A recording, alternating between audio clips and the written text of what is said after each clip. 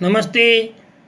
मैं professor doctor Sushil Kumar Sharma, Jyoti Vidyapeeth women's university Jaipur, faculty of Ayurveda science,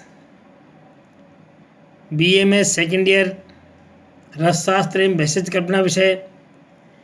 इस विषय में मैंने आपको पिछले अध्याय में विष की उत्पत्ति, उसके पर्याय, उसके गुण,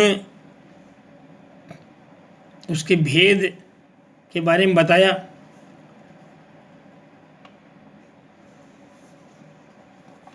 आयुर्वेद में प्रयुक्त होने वाली औषधि के रूप में जो विष प्रयुक्त थे उनके बारे में बताया।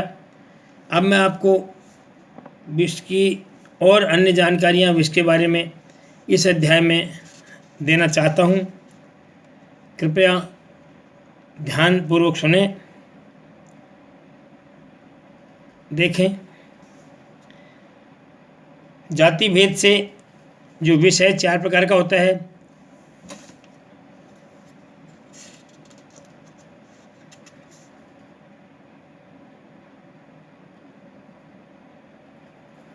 जाति भेद से विष की जो है, विष को 4 प्रकार का माना गया है। ब्राह्मण, क्षत्रिय, वैश्य और शूद्र।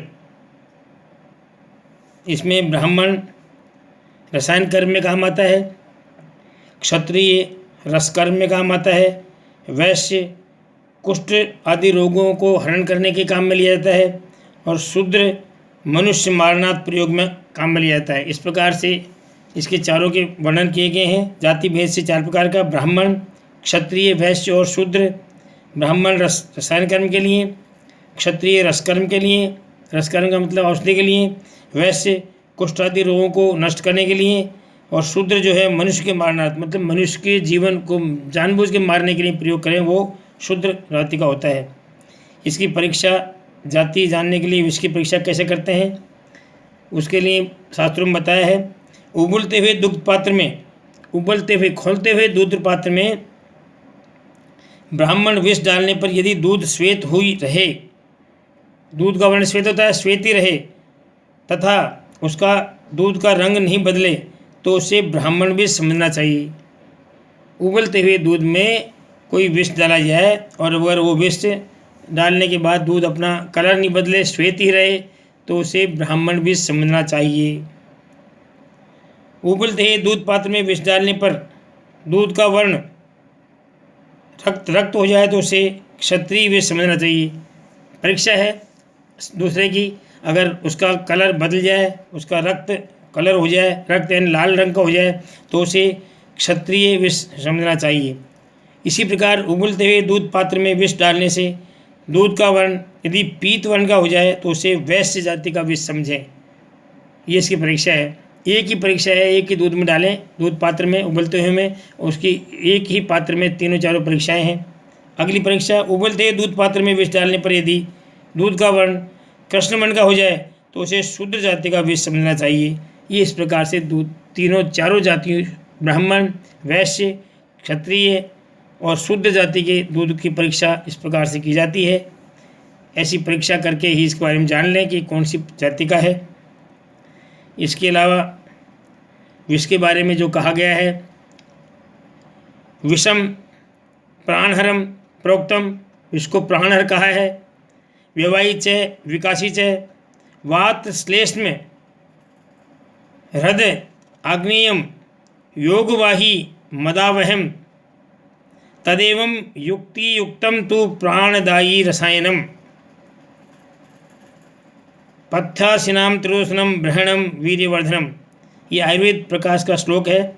इसमें कहा गया है कि विष जो है प्राणनाशक है।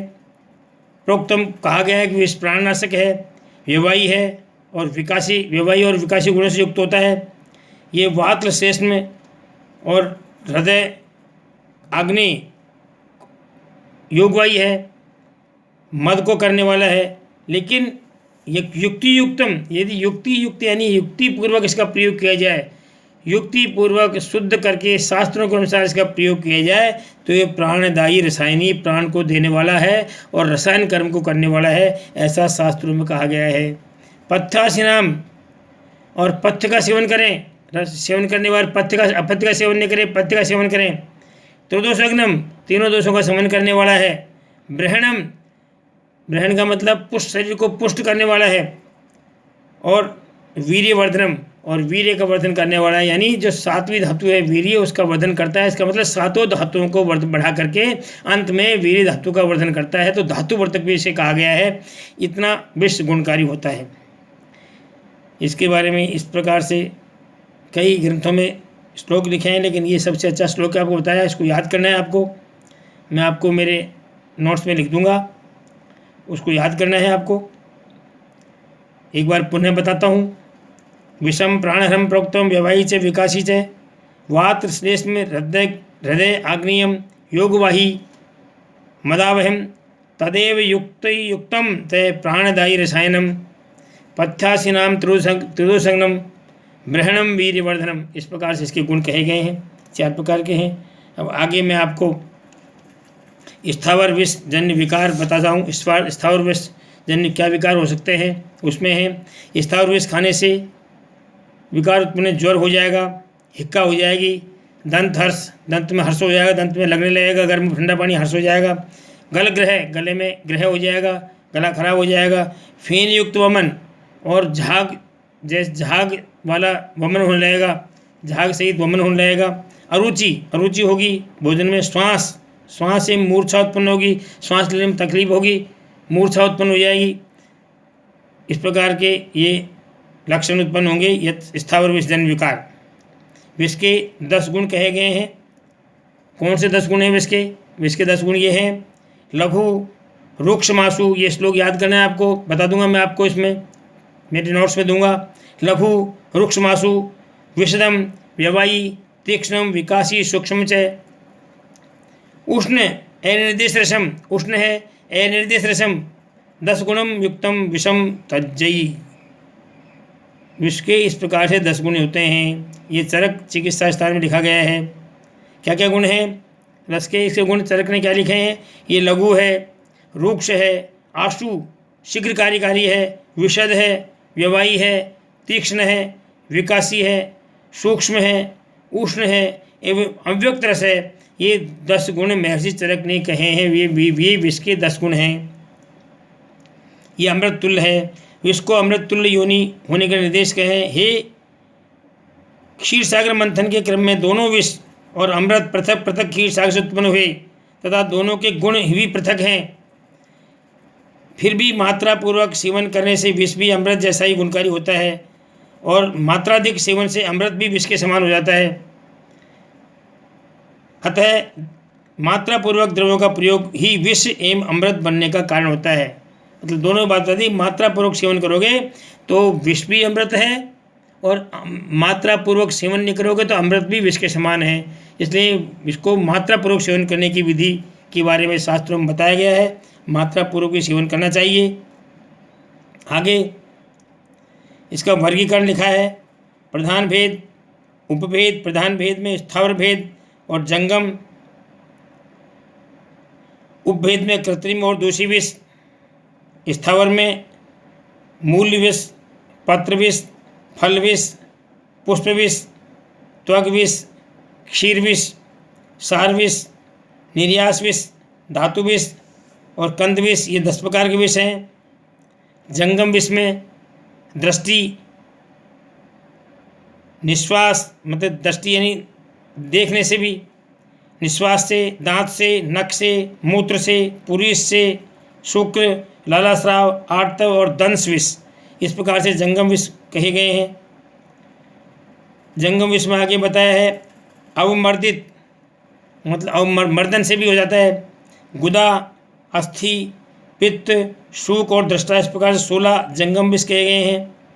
उपभेद में कृत्रिम और दोषी विष में उपभेद में संयोगज, कृत्रिम में संयोगज, संयोग करने पर 2 को मिलाने पर कृत्रिम गर्भ विष है। दोषी विष में यह स्थावर विष का जीर्ण स्वरूप होता है, मतलब स्थावर विष को जीर्ण हो जाता है और शरीर में पड़ा रहता है और उचित समय, उचित अवसर पा करके पुनः विष उत्पन्न होने लग जाता है, पुनः विष के लक्षण देने लग जाता है। उसको गर्भ विष कहा जाता है।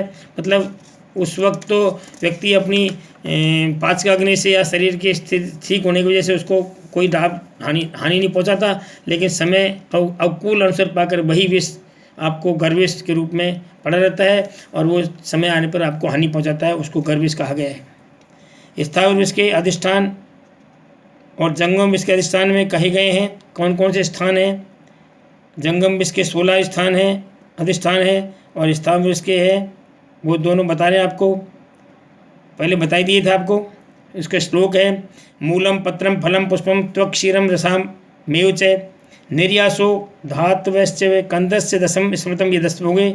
इसी प्रकार के उसमें 16 होते हैं। उसके कौन कौन से? दृष्टि निश्वास संदृष्टंश नख मूत्र मरानी च शुक्रम लाला आर्तव स्पर्शम संदन सा श्राव मर्दितम गुदा अस्थि पित्त शुकानि च 10 षड जांगम आश्रया। ये जांगम इसके 16 आश्रय स्थान है और स्थावर इसके 10 हैं। दोनों के श्लोक हैं। इस प्रकार से इनका प्रयोग बताया गया है। आगे मैं आपको इसी अध्याय में ओज और विष इनके गुणों के बारे में बता रहा हूँ कि विष में, मध्य में, ओज में, दुग्ध में क्या क्या गुण होते हैं, उसकी एक तालिका दी हुई है। विष में, मध्य में, ओज में, दूध में क्या क्या होते हैं। विष लघु होता है, मध्य भी लघु होता है, ओज गुरु है और दूध स्वादु होता है। उसी प्रकार से विष लघु है, विष रूक्ष है, तो ये मध्य उष्ण है, ओज शीत है और दूध शीत है। मतलब ओज के गुण और विष के गुण बिल्कुल विपरीत होते हैं 10। वो रूक्ष है तो ये शीत है, आशु है, तीक्ष्ण है तो ये मृदु है, विशद है, मध्य सूक्ष्म है तो ये श्लक्ष्ण है ओज, और स्निग्ध दूध स्निग्ध है। व्यवाही है विष तो ये बहल है, और मध्य अम्ल है और ये भी बहलम है दूध भी। इसी प्रकार तीक्ष्ण है विष का लक्षण, तो मध्य व्यवाही है और ओज मधुर है और श्लक्ष्ण है दूध। इस प्रकार विकासी है, सूक्ष्म है, उष्ण है, एनिदेश रसी, विष के लक्षण बताए गए हैं। उसी प्रकार से मध्य के लक्षण है आशुम, रूक्ष और विकासी और विशद है। उसी प्रकार से ओज के लक्षण बताए गए हैं, स्थिर है, प्रसन्न है, पिच्छिल है और स्निग्ध है। और उसी प्रकार से दूध के जो लक्षण बताए हैं उनमें पिच्छिल, गुरु, मंद और प्रसन्न। मतलब कुल मिला के जो मध्य के विष के लक्षण और ओज के लक्षण बिल्कुल विपरीत लक्षण है। वो अगर ओज गुरु है तो विष के लक्षण लघु है, वो रूक्ष है तो ये शीत है, उष्ण है, तो मतलब बिल्कुल इसके विपरीत लक्षण इसमें बताए गए हैं। इस प्रकार से ओज विष जो है ओज का सीधा नाश करता है सेवन से, इसलिए ओज के नष्ट होते ही मृत्यु हो जाती है। इसलिए बिल्कुल विपरीत गुण होते हैं इसके। इस प्रकार इसका प्रयोग बताया गया है।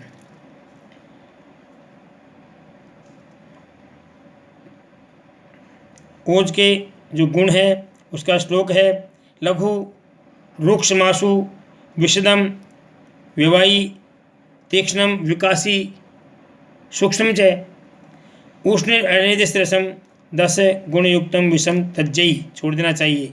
उसी प्रकार से ओज के लक्षण बताए गए हैं गुरु शीतम मृदु श्लक्ष्णम बहलम मधुरम स्थिरम प्रसन्नम पिच्छिलम स्निग्ध मोजो 10 गुण स्मृतम। ओज के 10 गुण हैं, चरक चिकित्सा स्थान में बताए गए हैं। चरक चिकित्सा स्थान में विष के बताए गए हैं तो इनके लक्षण बताए गए हैं इस प्रकार से। अब विष शोधन का प्रयोजन क्यों बताया गया है कि अशुद्ध विषयों में जो दुर्गुण है शोधन करने पर वही दुर्गुण कम हो जाता है, अतः शोधन के बाद ही विष का प्रयोग करना चाहिए, ये इसमें कहा गया है। शोधन करके ही प्रयोग करना चाहिए। इसके बाद में आगे बताया गया है विष का शोधन करेंगे तो उसकी क्या व्यवस्था होगी, उसके बारे में पूरा बताया। शोधन करने के बाद वत्सनाभ जैसे विष को शोधन करोगे तो वो भी शोधन करने के बाद में अत्यधिक गुणकारी हो जाता है, तो विष को बिना शोधन के प्रयोग नहीं करना चाहिए। शोधन करने के बाद विष अमृत के समान गुणकारी होता है, और कहा भी गया है कि मात्रा के अनुसार अगर विष शोधन करके लिया जाए तो अमृत है, और अमृत भी अगर अमात्रा में लिया जाए तो वो भी विष के समान घातक है, मृत्युकारक है। इसलिए विष का अगर सही चिकित्सा में उपयोग करें, शोधन करने के बाद और मात्रा में गुणपूर्वक उसका प्रयोग करें, यही शास्त्रों में उल्लेख मिलता है। नमस्कार, धन्यवाद।